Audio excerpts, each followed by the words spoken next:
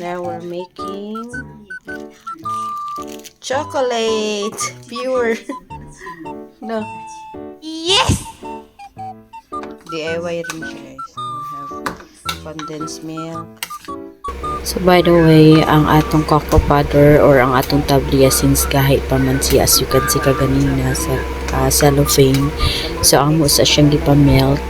So depende na sa inyo kung saan nyo pagpamelt. It's either inyo siyang i-microwave or steam, or pwede sa butangan ninyo o ininit tubig kung nagdalitsyot mo kanang sakto-sakto lang dili po mo lapsaw ang tablia. Dapat ang consistency dili ka siya lapsaw aron dali ra pud siya paghayon inigbutang unya sa freezer.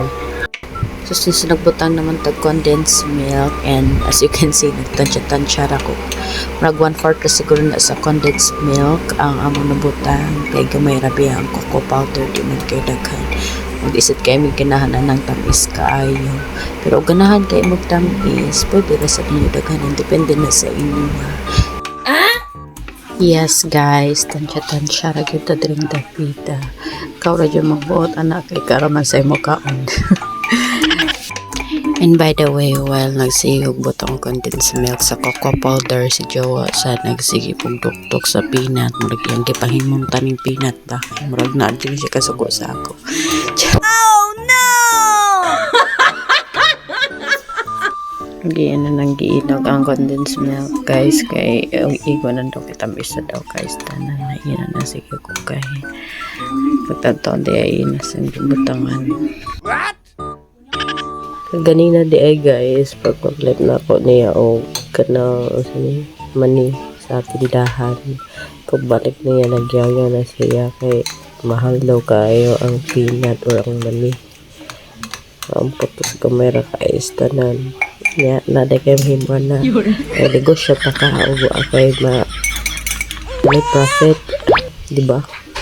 And balik ka sa atong gibuhat no. So since nahuman naman ni Jowa og mix ang cocoa powder og ang condensed milk, and again ingan ang consistency dili ka siya lapsaw, and amo ra na siyang gianam-anaman og butang og init tubig kay kanina gahi man kay itong tablia or cocoa powder no.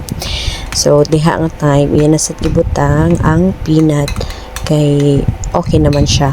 Then imura na siya butang sa freezer for 24 hours. So pwede na jud ka na jud kay chocolate guys. Sing ana ra kasayon. Wow. Nga lang kay cocoa powder and condensed milk o peanut papalit ra man na sa tindahan.